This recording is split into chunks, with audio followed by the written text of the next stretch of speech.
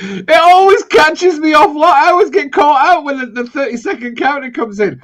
Hi, good afternoon, everybody, and welcome back to another installment of The Meaning of Life here live at Men's Radio Station and Women's Radio Station. Now, straight in with the like and subscribe. Please, please, please, if you've been enjoying into the content here at Men's Radio Station, also at Women's Radio Station as well, like and subscribe and share. Get those messages out. We are live on YouTube, Facebook, also on Twitter, and then it can be watched back as a podcast if you want to catch it on catch up. If you are watching on catch up, thank you very much. We are much appreciated. Today, our hosts to my there it is. I did it to the right. I did it. Well done. Is the man, the myth, the legend, Graham, behavioural psychologist. Nichols, how'd you like that? Was it an intro? Is that? Yeah, you stole my man. You stole the man, the myth, the legend bit. That's what I call you. That's not fair. Just because you get to do the introductory stuff these days, it doesn't mean you can steal my introduction of you. So, ladies and gentlemen, let me introduce you to the bloke, the story, the leg end that is Mr. Cuddy Goodworth. Thank you very much, and welcome back to another. Now, if you want to comment, you want to get involved live, today is all about intrusive thoughts. They're all intrusive thoughts, if you let them be. Now, this was your actually idea for a show, Graham, in all fairness, because we've both had these. Yep, absolutely. I'm a big believer. I'll always talk about monkey mind, which is an absolute arse if you let it be. It still plays havoc sometimes with myself. I'm not always on top of my monkey mind, but I start noticing traits about myself and the way I'm thinking because of the monkey mind. So it's intrusive thoughts. They're all intrusive if you let them be. Easier said than done. But what we are going to talk about is we come from a place of experience on this one, that we've had those intrusive thoughts. It's not just two guys on a radio show making light of intrusive thoughts in any way whatsoever. We are a massive believer here at Men's Radio Station that mental health matters for men. I'm going to make a reference to Paddy Pimblett as well. I don't know if you watched the UFC fighting. Absolutely. What he said afterwards was phenomenal. I started crying at that. Yeah, absolutely. Fantastic. Just get the message out any possibly way, and in that sort of environment as well. The manliest. Exactly. To get it out in that sort of environment is just fantastic. And yeah, my hats off to Paddy Pimblett, 100%. Hats off to him. And also shows you the caliber of a gentleman he is. If he can get that information 24 hours before going into a fight and still doing what he did, that is some serious self-mastery, being able to put that to the side, get the job done, and then to see the pure emotion on the guy when he was walking away from the ring, and you could see he was crying and getting emotional, of which you would. And I've seen so many on TikToks and reels of, oh, look at Paddy Pimblett, what you should. I'm just like, God, there's so many haters around there. It's just unbelievable. And everyone's got an opinion, and it's sometimes just because you've got an opinion doesn't mean it needs to be heard. Do you know what I mean, Graham? I do. Opinions are like, I'll use a more appropriate term for the radio station. Opinions are like buttholes. Everybody's got one. Right. I'm not going to use my reference because I can't use it on a radio. Yeah, we'll leave that right there. Absolutely. So, look, it's about getting men talking, but we are also fully aware that the listening capacity of the Men's Radio Station is 50% women as well. So there's a 50-50 split. And before we get into intrusive thoughts, I'm going to give a shout out to the Edinburgh Blue Balls, which is a men's dipping group all the way in Edinburgh. And they've done a massive drive for getting men talking all the way in Edinburgh at Portobello. It's a dipping group and stuff like that. So a massive shout out to them for getting gentlemen talking over that side, and they're a big part of Pride as well, which is amazing. I'm always a massive fan of what the Edinburgh Blue Balls have done from such a small space of time. So for gentlemen out there, there is so many places for us to be able to get those chats and those conversations. Why is it we get caught up in not being able to speak about it, Graham? Still. there's still that old time thing, isn't there? I'll just get on with it, and particularly, I mean, I think without a doubt it's worldwide, but here in the UK we're stiff upper lip, and but very much worldwide. It's men particularly, and I don't mean, I'm not alienating women in this. Women obviously suffer as well, but us men particularly. I can only speak from my growing up, but it was like, oh, just get on with it, toughen up and all of that sort of stuff. And it becomes somewhat of a, well, if you talk about it, you're weak, or if you talk about it, you've failed, or if you talk about it, this. And that is such utter bleeping bleeps. Because you say bollocks. That's the word. Yeah, that's the word. It's absolute bollocks. Because just talking about it is an incredibly powerful thing to do. You don't, both you and I, Cuddy, we're coaches. We help people with mental and emotional health. That's what we do for a living. But the truth is that people don't have to go to coaches or therapists or counselors or anything like that. Just have a conversation about it. Or if you're on the other end, if somebody wants to have a conversation about it, sit and listen. You don't have to solve their problems. That's the biggest thing. Particularly, again, I'm kind of sitting with the men thing. As men, we want to solve problems. That's what we do. We're problem solvers. So if somebody says they've got a problem, we want to dive in and solve their problem. Do you know where that comes from? But do you know where that comes from? That is from men are from Mars, women are from Venus. And it was the concept of that is men are mechanics. They want to fix problems, fix cars. It's inbuilt since caveman time. Man, build, fix. So that's genuinely where it comes from. And I thought that was fascinating when I learned that. And that was a book that I read when I was about 17 years old, I think, or 18 years old. And I was like, wow, unbelievable. We do want to fix. We don't listen. No, but that's the one thing you should do. If somebody comes to you and says, "Like, I really need to chat. I've got these thoughts, these intrusive thoughts, or whatever it is." Step one, believe them. Step two, shut up and listen. That's it. You don't need to solve a problem. You do need to believe them. You do have to have some compassion towards them, but believe them. Shut the heck up and listen. That's it. That will help somebody on a massive, massive basis. As coaches, we're initially taught, to ask questions and probe and all that sort of stuff. But one of the most powerful things we can do as coaches is to just give somebody space to talk it out, because talking it out really does free the mind. So if you're out there and somebody comes to you, you don't have to be a coach, you don't have to be a therapist, but somebody comes to you and says, "Look, I really need to talk about this." Believe them, shut up and listen. That's it, done. And you will help them no end. You don't have to solve the problem. Let's get that out of the way to start with. But we're talking today about intrusive thoughts. And the idea came up for this, for the because I'd heard in the week I came, and we spoke about this about 3 or 4 weeks ago, the title of this show. Throughout that week, I had heard quite a few people say, whether it be on audio programs or in person, that we're talking about intrusive thoughts. And this thought came to my mind, that aren't all thoughts intrusive? Yeah. So going back to our discussion from 2 weeks ago on the radio show, is the term intrusive thought just a label? Throw him a curveball early on. Ooh.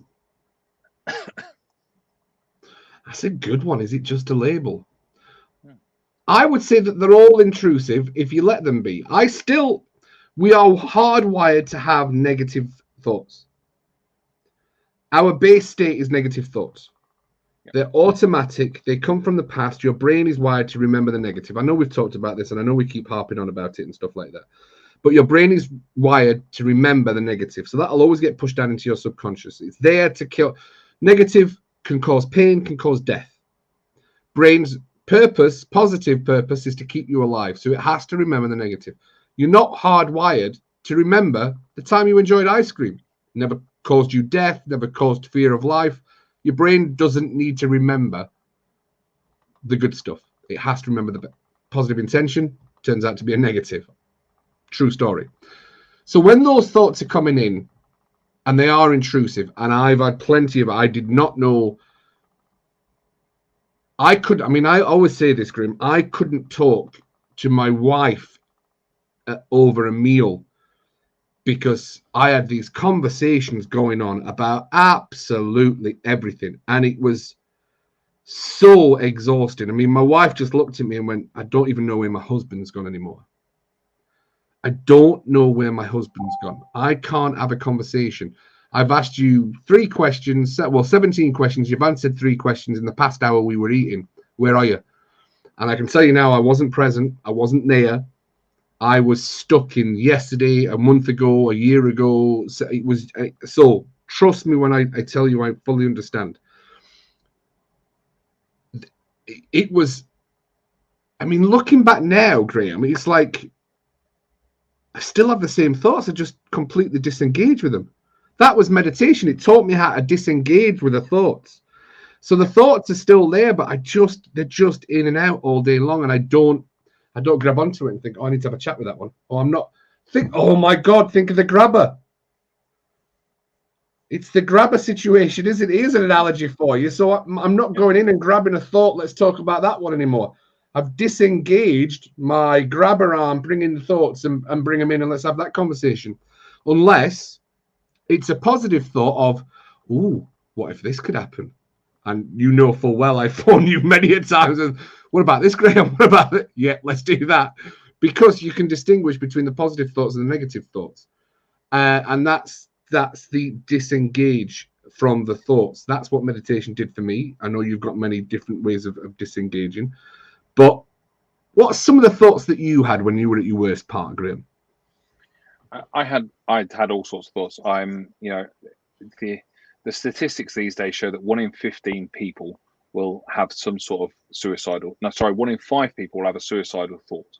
1 in 15 will actually plan, if not go through with it, but at least plan how to commit suicide. So without doubt, I had some thoughts go through my mind about suicide. In fact, the one I remember the clearest was I was driving down a motorway and in my car, and I thought, there's nobody else about. I'm doing 70-ish. And I thought, there's a central reservation there. If I just turn the wheel, I'm done. That's an intrusive thought, right? That's just a thought that's telling me, go and drive into that central barrier. It will all be over with. This pain that you're going through, you don't need to be going through it. That's it. It's resolved. That's what I was going through. And I had to say, no, I'm not going to do that. I had to move away from that thought. And as I look back at it now, that was a real struggle for me to do, but I could do it. And once I knew that I could do that, then I knew I could disengage from any thought. If I could disengage from a thought that's that strong and that powerful, I could disengage for anything. And I don't want to oversimplify this. No, not in any way. But I do want to give a couple of examples of what you might class as intrusive thoughts on any everyday life. So if you sit there, Cuddy, and you're typing away, you're doing some work, you're doing whatever, and you have a thought that you need to eat something. You want to go and get some biscuits, because I know you're a biscuit fan, Cuddy, but you're not actually hungry. Don't tell me that's an intrusive thought now, because I'm never going to be able to hear. But it's about disengaging, right? You can act the thought comes into your mind that you want some biscuits, but you know you're not hungry, and you know you've got some really important work to do. You can go, do you know what? I'm not going to have the biscuits now, and you can get back on with your work, right? I realise this is struggle. I've not disengaged from that thought in about 6 months, unfortunately. You could do. Yes. You could do, right? You could do. You could say, no, I can't do that right now. I need to work to it. I could do the same. If I sat here now, I could think to myself, God, man, I could murder a chocolate bar. Do you know, I'm just going to leave Cuddy to chat. I'm going to go and get a chocolate bar. But why would I do that when we have a commitment here and right now?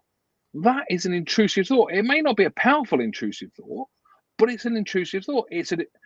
An intrusive thought is nothing more than something that's different than what you're focusing on right now. Correct. That's an intrusive thought. All right. So technically, any thought that isn't about what you're doing right now is intrusive. Right. So I don't want to oversimplify it, but that's the truth. If I sat here, if I wanted to get a bit more, let's go a bit more over the top with it. If I sat here now and the thought came into my mind, why don't I go and punch my wife in the face? Would I actually go and do that? No, of course not. I would go, oh, don't be so silly. What a stupid thing to say. And then I'd forget about it. Plus, she'd Which probably means I knock can you out, Graham, disengage. in all fairness. She'd probably knock I'm you not out. allowed to. I think the other conversation would be, yeah, but she'd knock me out, in all fairness. She would slap me about, stupid. But any thought that comes into my mind as I'm sat here doing this radio station and this radio show with you could be classed as an intrusive thought that I can disengage from. Which means any thought that comes into my mind, your mind, or anybody else's mind while they're focusing on something could be classed as an intrusive thought that they can disengage from. Correct. And it doesn't matter what that is about.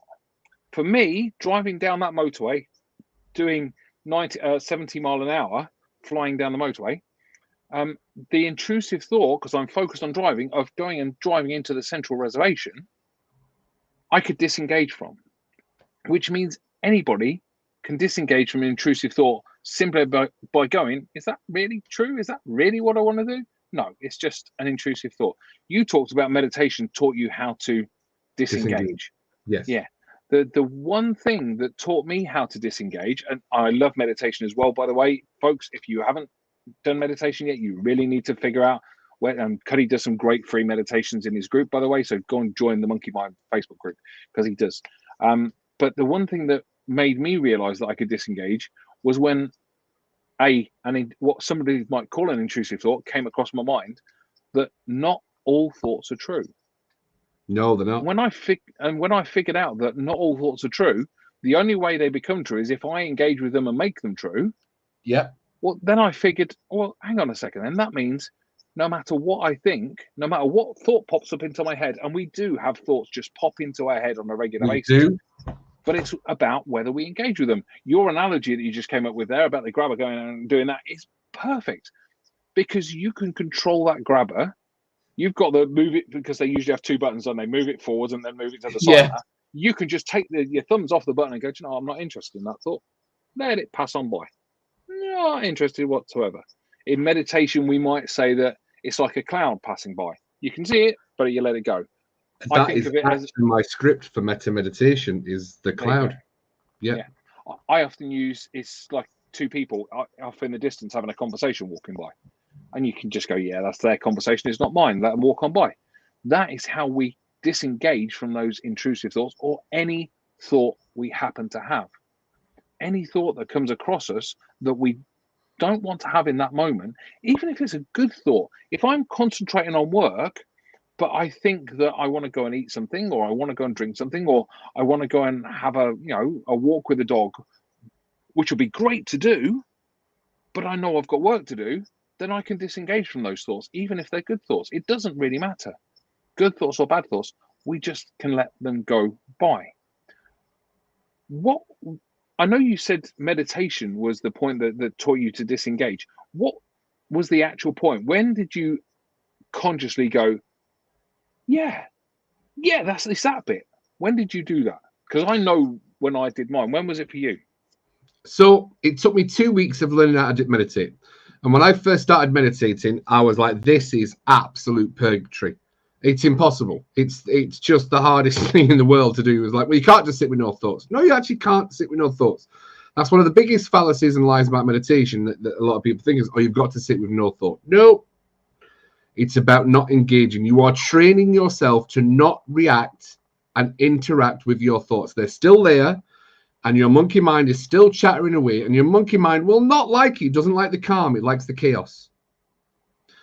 So, that's a good one. That's going to be that's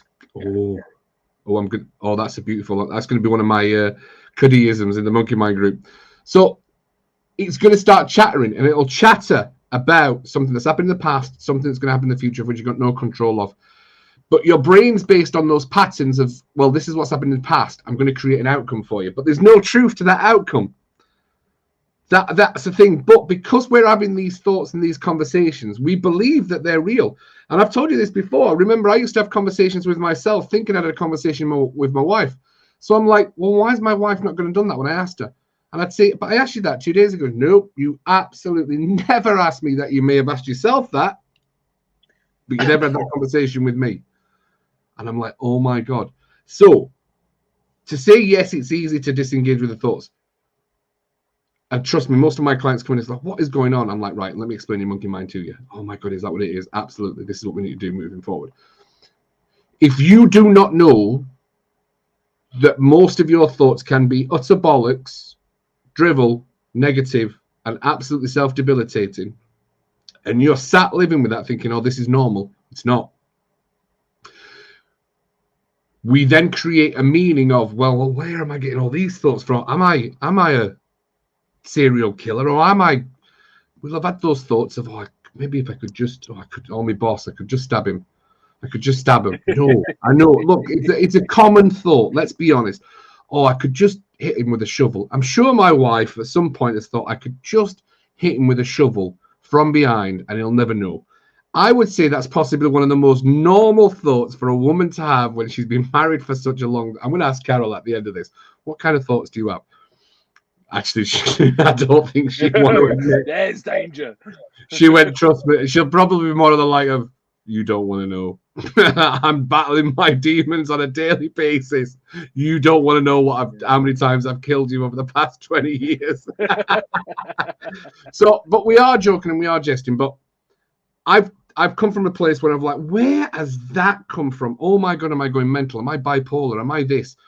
And we self-diagnose ourselves. And with the access to information now, we are becoming a nation of self-diagnosing, self-labeling, self-prophesizing. What's the word I'm looking for? I'm going to say weirdos, but they'll be like, you can't say weirdos. But I'm like, no, we will self-prophesize out. Oh, well, I'm bipolar, or I'm a narcissist, or I'm because I don't feel anything. No, it's just you don't understand what and how those things would feel. And asking someone, I don't want to digress, but asking somebody, what does love feel like? And they don't know. That's a toughie for a lot of people.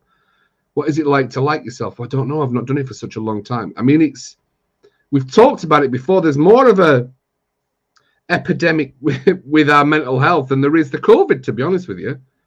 Absolutely. We're driven by fear on a daily basis. And if you're the kind of person that wakes up in the morning, and by the way, please join in with a chatter. If you've got any information you want to share about intrusive thoughts, if you want to jump in on the conversation, please do. But we're driven by these conversations that can come from the news in the morning.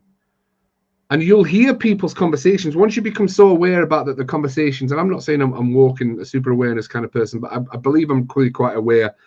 And I'm a listener, Graham.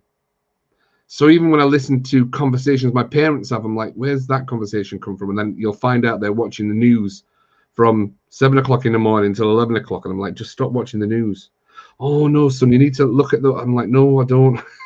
No, I don't. And we create these stories on the inside. Mind reading is one of them, especially from cognitive behavioral therapy, that we presuppose and pre-guess things that's going to happen and mind read. And we just create these false truths within ourselves. And hashtag thoughts are not facts. Absolutely.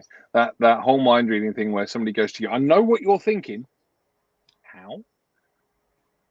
How do you know what I'm thinking? Do you know what I've started doing with my clients? I think they do think I'm a mind reader now, because I'm saying, can I just have a guess at what you're saying to yourself when no one's around? Yeah. Is it you're useless? You absolutely can't do anything. And this is just the absolute... How do you know? Trust me, it's everyone. It's I've come from a place, but it's like you're reading my mind. I'm like, I'm really not. I'm a mind management coach, not a mind reader. It's completely different. Yeah, absolutely. And you were talking there about people who self-diagnose, and I call it search engine diagnosing, because that's a good one. We go onto the search engines and we type in these things we think are symptoms, and of course, the search engines, that's what they do. They look for keywords, they look for the words that we type, and they just match it to anything. And it will come up that there are hundreds of thousands, if not millions of results in 0.023 of a second or whatever. And we'll click onto the first one, and the first one will say, with these symptoms, you have got this. And we go, yeah, that's me. The thing is, if we click on the next 100, they'll probably tell us that we've got something different and then different and then different with the same symptoms. But it's just not true. What you find on search engines is not necessarily true. There may be some really, really good sites out there that might just tell you the truth.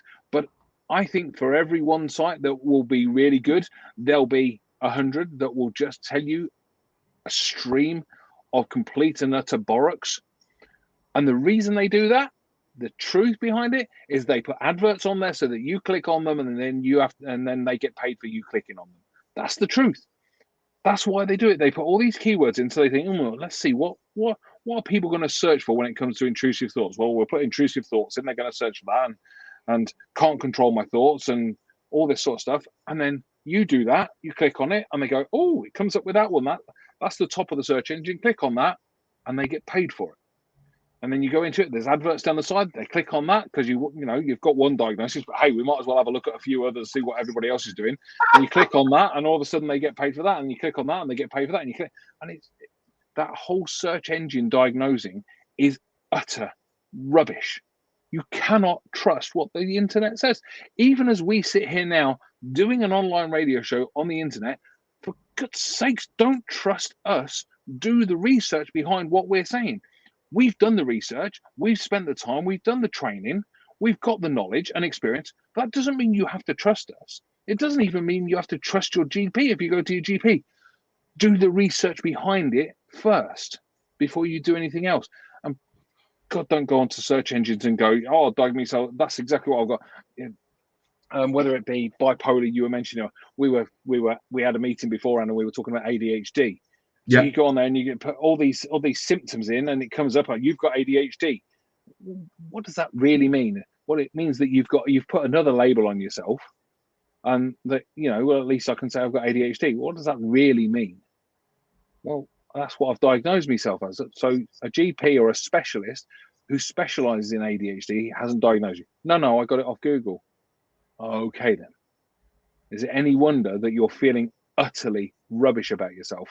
Because Google's told you that you've got ADHD, or a website on Google has told you you've got ADHD. So now you think that's what you've got, and now you're living towards that. That's just what people do. Stop it, people. You're just creating your own problems. And that's where the intrusive thoughts come. Even before we search engine diagnose, we do it for ourselves, don't we? Oh, this happened this morning. That means I must have anxiety, or I must be depressed, or I must have, I must be stressed, or I must be angry or frustrated. That's what we do. Oh, well, I'm just an angry person. No, you're not. That's just what you've told yourself, and therefore you've started to become, but you can change whatever you want to. They're intrusive thoughts. That's how it works. Anyway, a little while ago, long before we got on this rant, I asked you a question. And that question was, when did you realize that you could disengage? And you started telling me about the 2 weeks of first meditation was purgatory, and then we kind of tangent. So well, I thought I'd answered it by it was so right. So it took me 2 weeks to be able to learn how to meditate. I started off doing 1 minute a day, 2 minutes a day, 3 minutes a day. And I'm like, this is purgatory, this is horrible, right? All the books say keep going, just build up to get to 10 minutes, 15 minutes. And then there was like, after about 10 days, my monkey mind genuinely changed from, no, we're not doing this, no, we need to have a conversation about everything that's happened right now, to, excuse me, can we do that 10-minute breathing thing? Because I think it's really beneficial for both of us. That's how the conversation changed. Yeah. Literally, my monkey mind, I think I do need a rest. Can we do that thing? And that's why I always say, when you start a meditation, start doing it at the same time every day, so that you're giving yourself that space and that habit and creating that space. So yes, I realized I could disengage after about 10 days of meditation, and my wife noticed a difference between the meditation, because I was creating stories in my head about what my wife was doing. And I was like, I know you're thinking these things, and I know you're doing these things, and I know you don't love me, and I know. And she was like, what are you talking about, you absolute muppet? I'm like, no, I know, because things have changed. And I'm like, she's like, nope, absolutely not. And look, for everyone that's listening, that the kick in the stones was, look, whatever you're going through, you need to get help with, because it's starting to affect me. I can't make any difference. I think we must talk about this every time. I just remember going to the doctors and saying, what's going on? And the doctor was like, do you want the Samaritan's phone line for for suicidal thoughts. When it's not really suicidal thoughts, it's more just the whole world's against me. And he didn't have the answer. The doctor did not have the answer. Yeah. And again, we talk about this every time, but I had a similar thing. I went to the GP. I described what I was feeling, what I thought I was experiencing. And the doctor said, well, you're suffering with stress, anxiety, and depression. Here's a bunch of tablets. There's 3 months worth there. You'll have to come back after 3 months because they usually take about 3 months to get started to work, and it will probably get worse before it gets better. And I remember walking out there going, I don't want to feel like this, let alone feeling worse before I start to get better. And it's exactly we've talked about this before. It's then that I go on to think about, well, what does stress, anxiety, and depression really mean? I knew the words, but didn't know what they meant. And that's where my journey went. And that's where your journey went afterwards. And that's the important part, isn't it? It's about trying to understand. We accept so easily, oh yeah, I'm depressed. What does that actually mean? Oh, well, I've got anxiety. What does that actually mean? What does anxiety actually mean? Well, I'm stressed. What does stress actually mean? And people just accept these labels and accept the intrusive thoughts that I'm stressed, or I'm anxious, or I'm depressed, or I'm angry, or I'm frustrated. Those are intrusive thoughts too, if you want to look at it from that angle. Yeah. And people just accept it, that's what they are, without actually knowing what those things are. And they're not complicated. They might feel horrific, and they do. We've both been there. We know how bad they feel. But the truth is, they're not a life sentence. Waking up in fear was my thing. It was literally just waking up and thinking, oh my God, I've got another day of this shit. Yeah, I didn't want to get out of bed, mate. He's gone. Cuddy's gone, so I'm going to keep on talking while he's disappeared. I don't know if he's just deleted his internet access. The truth is, I didn't want to get out of bed, folks. I genuinely didn't. I had a job that was highly pressured. That and it wasn't some sort of special job by any means. It was in food retail, but my job was under threat every day, as it was in those days. I don't know what food retail's like these days. But back in those days, it was like, if you don't get sales up, you're going to lose your job. If you don't do this, you're going to lose your job. If you don't do that, you're going to lose your job. And eventually that just, is he coming back? There he goes. He's back. What did you do? I've no idea. I was literally talking. He's gone again. Oh, my Lord. He's gone again. So I got to the point where I just couldn't handle that pressure anymore. And I remember the day, it was a Sunday. And it all came to a head. I smashed a glass onto the floor and it broke into 1,000 pieces, and it felt like I did exactly the same thing. And I remember my parents were around because that's why I was reaching for a glass to get them a drink. And I remember sinking to the floor, sitting amongst all the glass, and just broke down and started crying. And my mum came rushing into the kitchen like, what the heck's going on here? And I ended up in the doctor's. And I ended up in the doctor's with the doctor telling me stress, anxiety, and depression. There you go. There's a prescription. Go on and get on with it for 3 months. And I wasn't about to do that. But it doesn't mean that I just resolve my issues straight away. It takes work, it takes time. But I guess the point I'm trying to get across here is that it does work. You can resolve your issues. He was back and he's gone again. I'm not quite sure what's going on. You can resolve your issues. As horrific as depression or stress or anxiety or any other mental and emotional health issue can be, it doesn't have to be a life sentence. I'm living proof sat in front of you. Cuddy is whenever he shows back up again.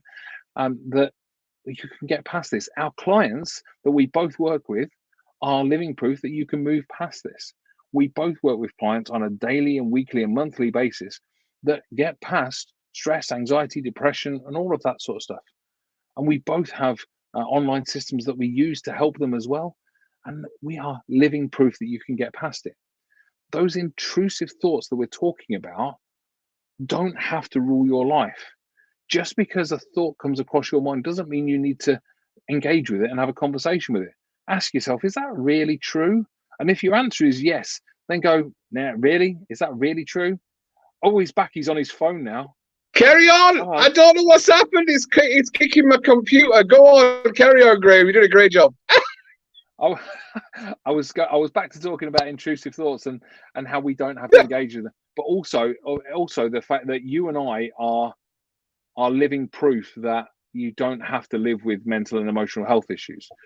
And our clients that we deal with on a daily and weekly basis and monthly basis are proof that you don't have to live with mental and emotional health issues, because we help people on a regular basis to get past those sorts of things.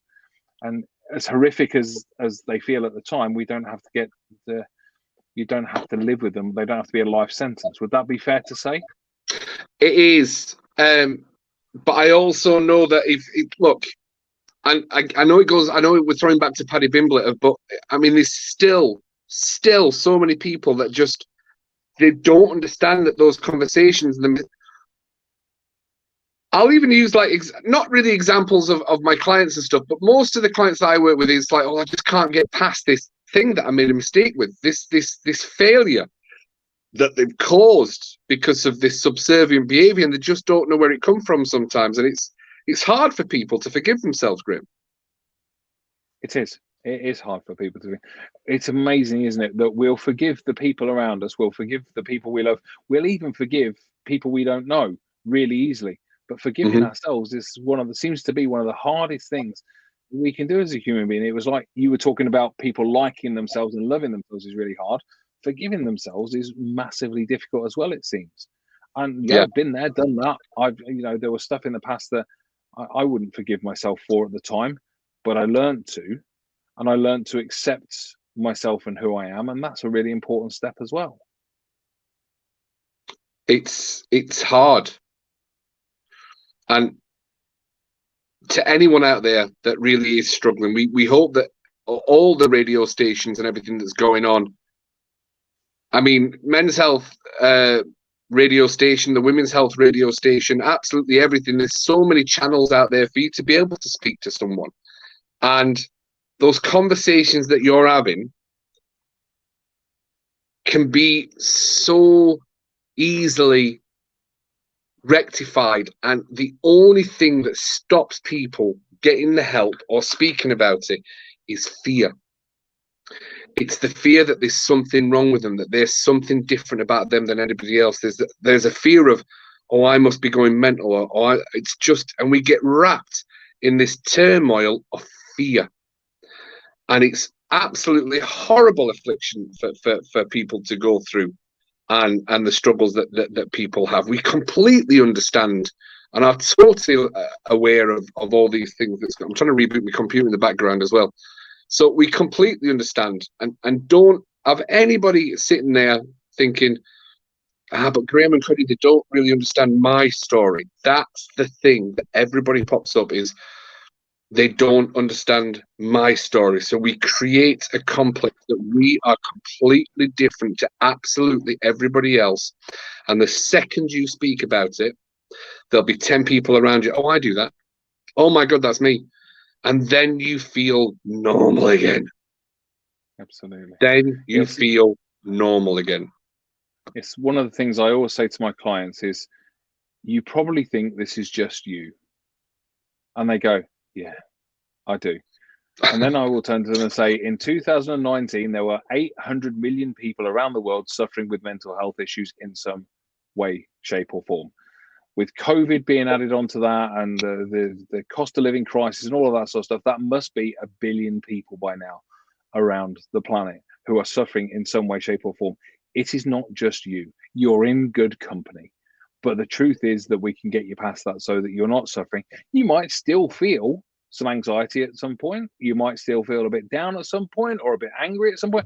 They're just human emotions. And that's the other key thing here, is that we seem to put depression, anxiety, and stress and all that up on a pedestal like they're something special. But they are just human emotions. They're no different to happiness, joy, fulfillment, love, and all of that. They're an emotion. That's what they are.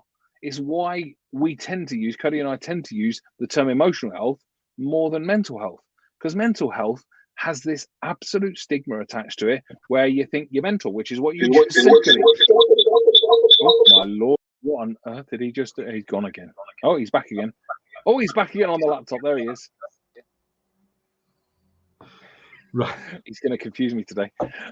Yeah, so we think that it's all up there. When we say mental health, first of all, people always think negatively, but we can have good mental health. Of course we can. We can have a good mental well-being, But people think it's just up there, but actually they're emotions that we feel throughout our entire system. So we use the term emotional health because that's what they are. Depression is an emotion. It's a natural human emotion. It's just we don't have to stay in that natural human emotion for hours, days, or weeks on end. Yeah. Anxiety is a human emotion. Stress is a human emotion. They're all natural. And our entire nervous system needs a variety of emotions to exist properly. What it doesn't need is for us to stay in that one area for those long periods of time. I think that's fair to say, right?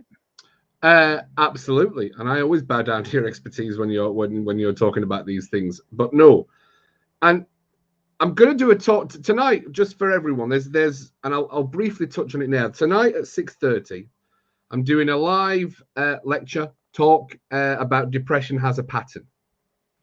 And it's talking about victim mindset and growth mindset. Now, whenever we talk about a victim mindset, I always want to make sure it's clear. It doesn't mean to say that you are a victim, but we create this mindset of a victim. And I'm going to explain what that is and why we can get stuck in the pattern of depression.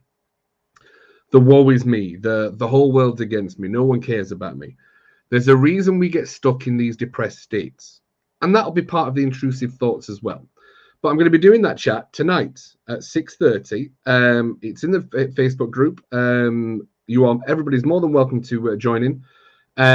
Just flip over to the Monkey Mind Facebook group on Facebook, and you can click on the link that I've put in there for anyone that wants to come by and listen. It's going to explain to you why we can stay in those depressed states. And it becomes from a mindset and the chemicals that we create. So I just wanted to mention that as well for anybody that's listening and joining in. You're more than welcome to. And that's free, by the way. That's completely free. But we need stress. I think one of the biggest things is that there's a purpose of stress. There's a purpose to everything that we have as human beings. And there's always been a positive intention, but those positive intentions then go into a negative. But everything starts out with a positive intention. It's just perceived as a negative thing. And what do we mean by that? So stress, we need stress in his life to make us move. We need stress so that we can kick up the cortisol so we can go into fight or flight response. That's a survival. That's a survival technique that we are inbred with. Everyone, male and female, need that. Now, that's unfortunately what our thoughts do. Our mind shows no bias towards those thoughts, whether they're real or not real. It just takes your thoughts, intrusive ones, as facts. So we're creating those stressful thoughts and intrusive thoughts, and your mind has to take them as fact. So it will start creating and putting you into fight or flight response constantly. So you're over creating cortisol, which is the stress hormone. And because of our thoughts, and that's why people don't understand. So the important part of working on your intrusive thoughts is for your health, not just your mental health, but your bodily health as well.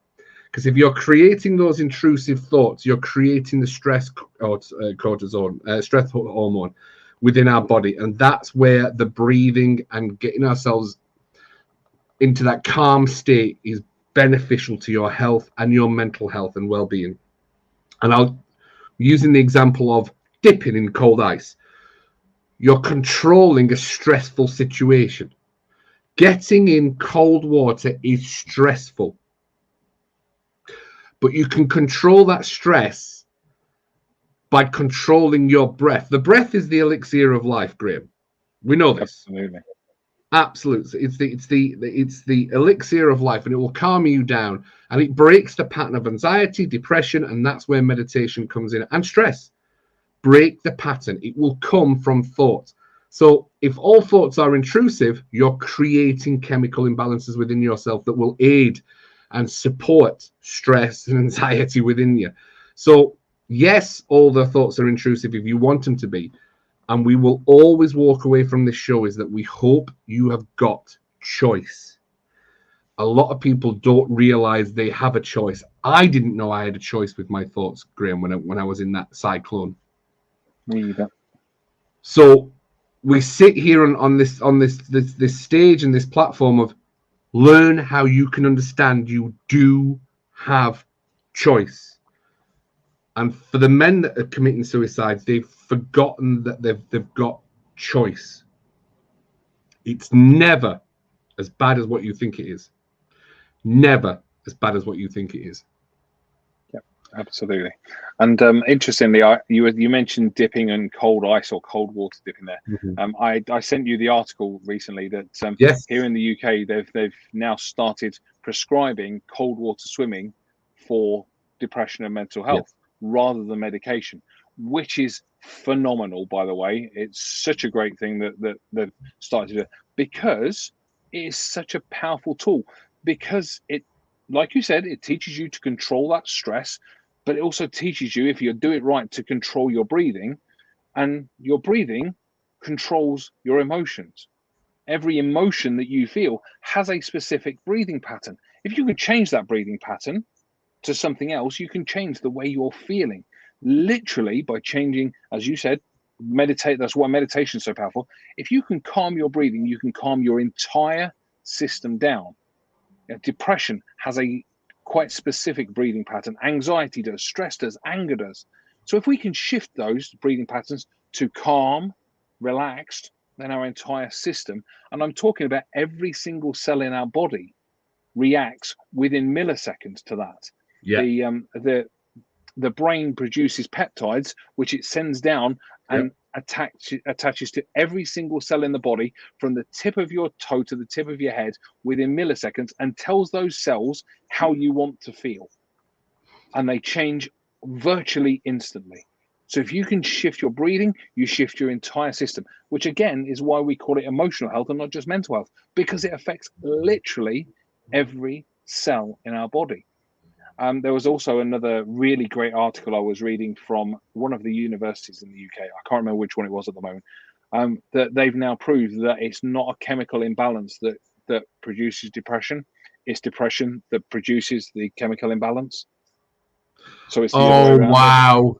So it's, if kind of finally somebody's actually twigged it, but that's what they've now figured out, that it's not a chemical imbalance that creates depression. It's depression that creates the chemical imbalance. So if you can resolve your depression, the chemical imbalance goes away. Fantastic. That's exactly What a surprise. Yeah, absolutely. Oh, God. Do you know what still annoys me now is when you fill in medical forms and insurance forms and have you ever suffered from depression? I don't even know why that's on there.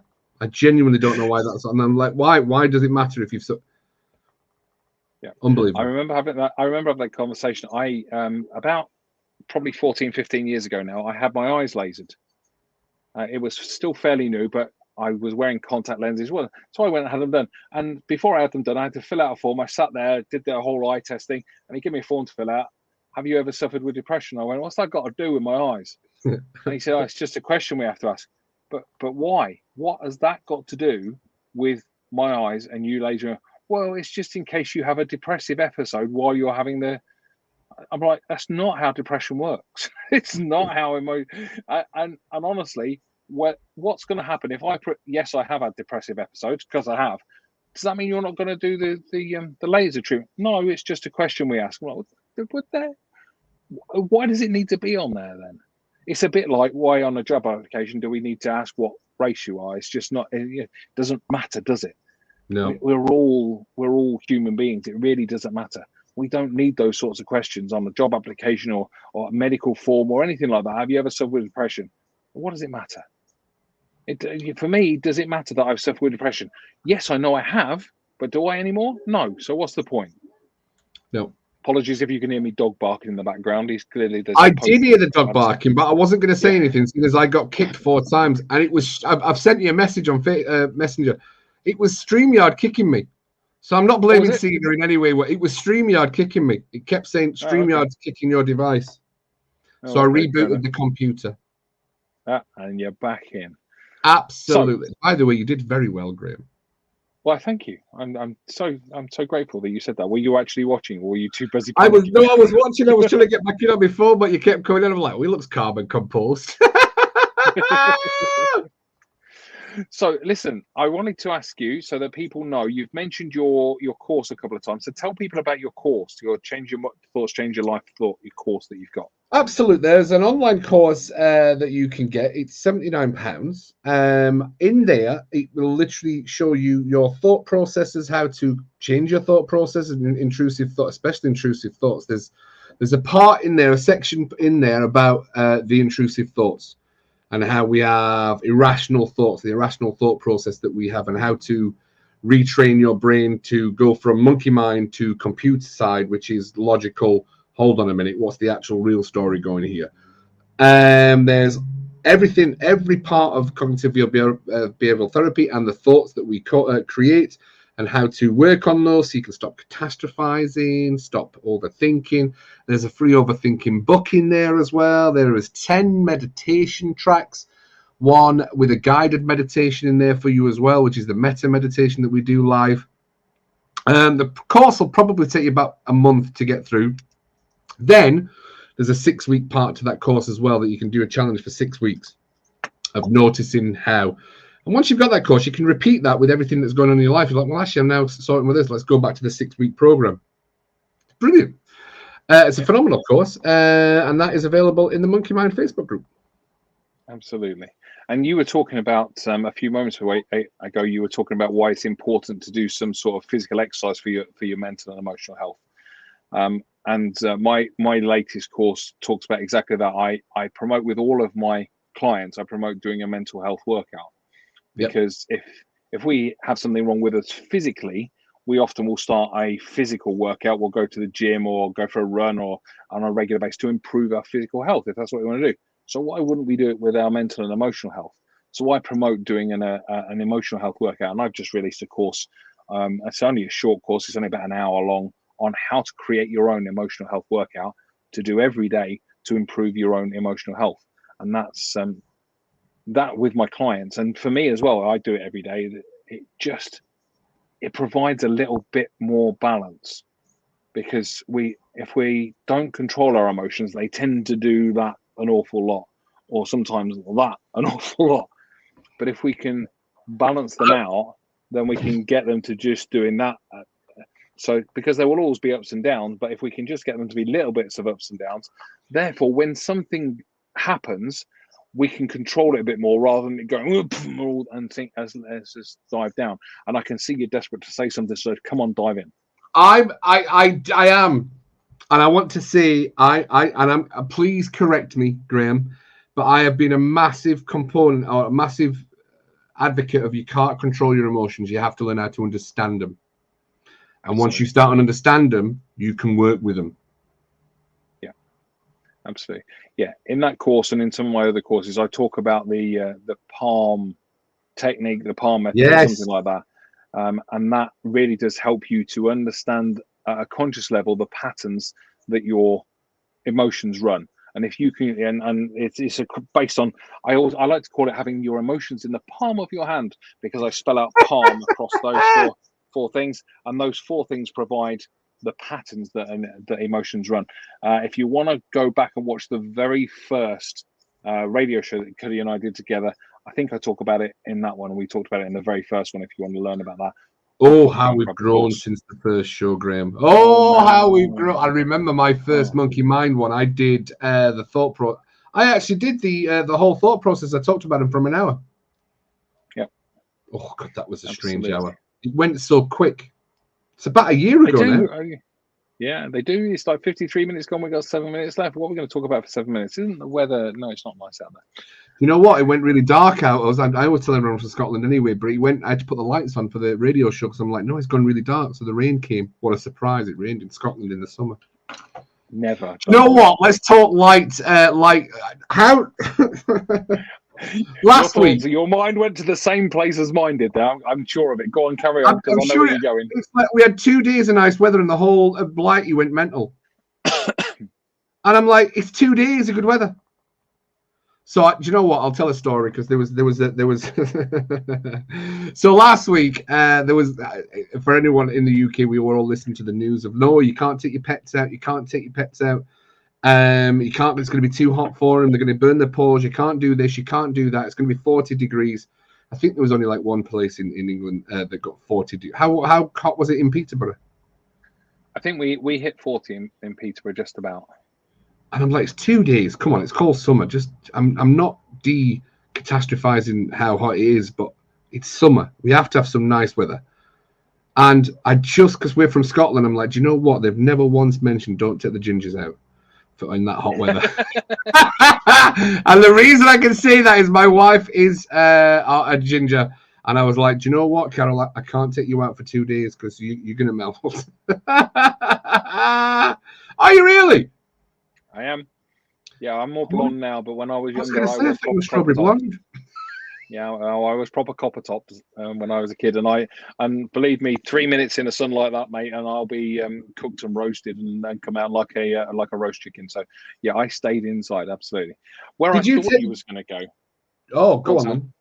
No, go for it. Where I thought you was going to go was things like seasonal affective disorder, because we were talking about the weather and stuff like that. Because people believe that the weather affects their emotions, and that's an intrusive thought as well. Is it? Because they reckon there's proof that seasonally affected depression happens when you don't get the sunshine. Really, Graham?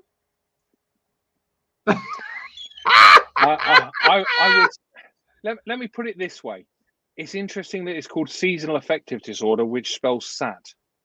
If it spelled happy, would they feel quite as sad? Oh, Graham going against the establishment. But if you have less sun, you could get feelings of depression. Is it not right? There are countries in this world that have significantly less sun than the UK, and they don't have higher depression rates than we do. Oh, Graham. I realise that I've just upset quite a lot of people, because there are quite a lot of people that really do believe in seasonal affective disorder and all of that sort of stuff. And if you believe in it and therefore make it real for yourself, I completely get that you feel that way. I understand that. For me, it doesn't. It's not. No, it doesn't work. It doesn't work. Do you know one of our future shows is going to be There's No Such Thing as SAD? I remember many moons ago when I was taking my counselling certification, and we were put in this little training room one week, and there was this tiny little window, and one of the women started panicking because, oh no, I can't, I'm not getting enough light and seasonal affective disorder. And I remember saying to her, she was saying, yeah, I have SAD, and that's that just makes me depressed. And that I said, would it make you depressed if it was spelt happy? And she laughed. And do you know what? She never thought about it for the rest of that 2-hour lesson. She all of a sudden wasn't sad. She wasn't depressed. She was absolutely fine, because it just reframed it for her. Well, we were talking about, so something very similar is, that's kind of like the placebo. I know we've only got a couple of minutes left, but that's like the placebo effect, isn't it? Tell yourself it's going to work, it's going to work. Tell yourself you've got something, you've got something. Absolutely. And we were dipping this morning. Yeah, it's another label. And we were dipping this morning. There's 2 new dippers there, and they were like, oh, And I said, that's what happened in the lockdown. That's the reason I started dipping. You were getting told you can't do this, you can't do this, you can't do this. Of course you could have depression. You've just been told by the government you can't do this, you can't do this, can't do this. Now, only because of what I've learned myself is, well, what can I do then? Instead of listening to what you can't do, I ask well, what can I do? Well, I can go dipping, I can go walking, I can go cycling. Right, boom, do that. So no, there was no depression. But I completely understand why people, if you are being told and programmed, you can't, you will go into a depression 100%. Absolutely. And anxiety has now taken over or overtaken depression as the #1 mental health issue following COVID. I read so should we finish this off with you don't have anxiety, you have fear? Yep. Go for it. That's it. Is that going to be the future show title? You don't have anxiety, you have fear. I think that's in 2 weeks' time. That's us. So there we go. We've got the title for 2 weeks' time. So, folks, we've got less than 40 seconds left. I just want to thank my good friend that side, Mr. Cuddy, the legend Cudworth from Monkey Mind Relaxation. Please hit his website. Go into the Facebook group. He is an awesome coach, and he will help you out massively. Thank you very much, Cuddy. It's been a pleasure as always, my friend. And as always, if you are wanting to be a coach and you wanting to progress in the life and teach yourself how to use these techniques, go to the Info at Priority Academy. Get yourself in there, get on some courses where people are the priority. See what I did there? You did very well. And thank you very much, folks. We will see you in 2 weeks' time. Bye-bye. Bye.